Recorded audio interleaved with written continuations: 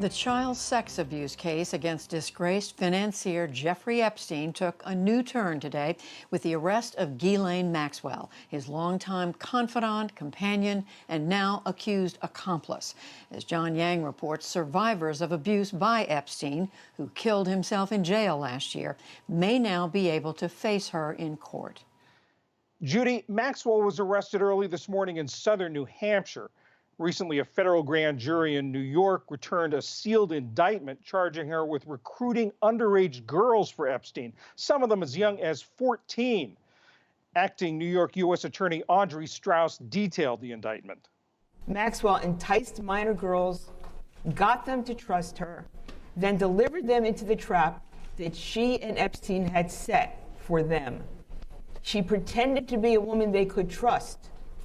All the while, she was setting them up to be sexually abused by Epstein, and in some cases, by Maxwell herself. Late this afternoon, a federal magistrate in New Hampshire ordered Maxwell into the custody of the U.S. Marshal Service to be taken to New York. There, prosecutors are expected to ask a court to hold her without bail. They say she is an extreme flight risk.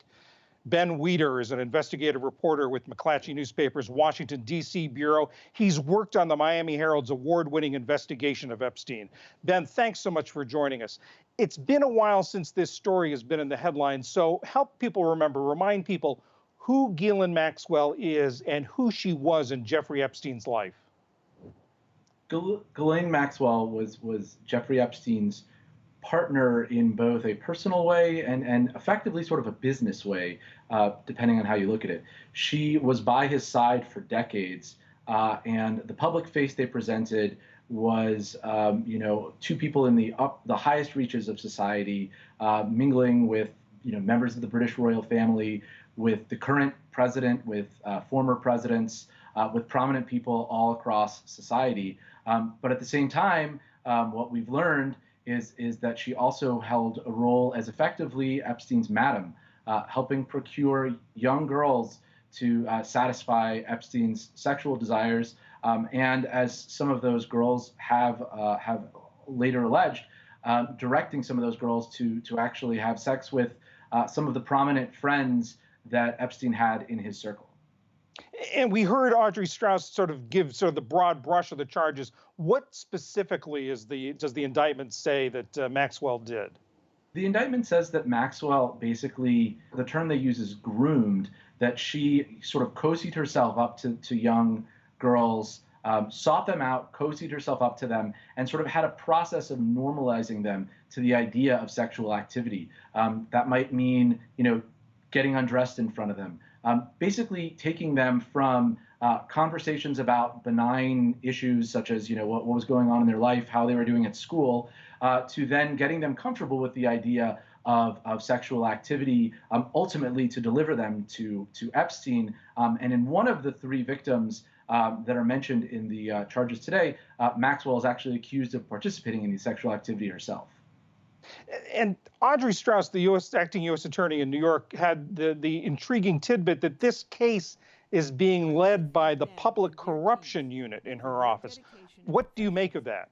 There's any number of things to speculate. One of the things we've heard from legal experts is it raises questions about whether they're pursuing the prosecutors who originally gave Epstein his sort of sweetheart deal more than a decade ago that led to a very unusually lenient sentence against Epstein for the crimes he was accused of committing at the time. The U.S. attorney in southern Florida who led that was Alex Acosta, the former labor secretary, who resigned soon after reports came out raising questions about the deal that he had okayed. So, there's been speculation, is he someone who they're targeting? But also we know that any number of prominent people were in Epstein's circle and have been alleged to have participated in the activities that he was ultimately charged with and Ms. Maxwell was ultimately charged with. Publicly, there's been a lot of sort of speculation about Maxwell's whereabouts during this period, during the investigation after Epstein committed suicide in New York jail. What's the FBI been saying about how they were keeping tabs on her?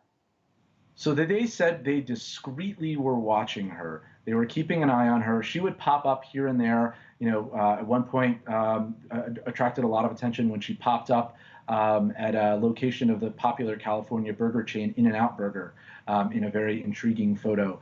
And the term they used today was that they learned that she had slithered away to this property in New Hampshire, where she was ultimately apprehended. And at some point after she had done that, which they later said was in December, they ultimately decided to go in and actually arrest her and bring her in. Epstein's suicide, of course, denied the survivors of this abuse of confronting him in court. But what's going on now with the civil suits against Epstein's estate? So the civil suits are proceeding, and there is a victims fund that is being overseen to give some degree of compensation to victims for the suffering they face. There's a number of ongoing suits at this time, and I think what we heard from attorneys representing victims today is that they were very relieved to see the charges brought against Maxwell, and in some cases are hoping that Maxwell is not the last person who faces charges for these alleged activities. Ben Weider of McClatchy Newspaper's DC Bureau, thanks so much. Thank you.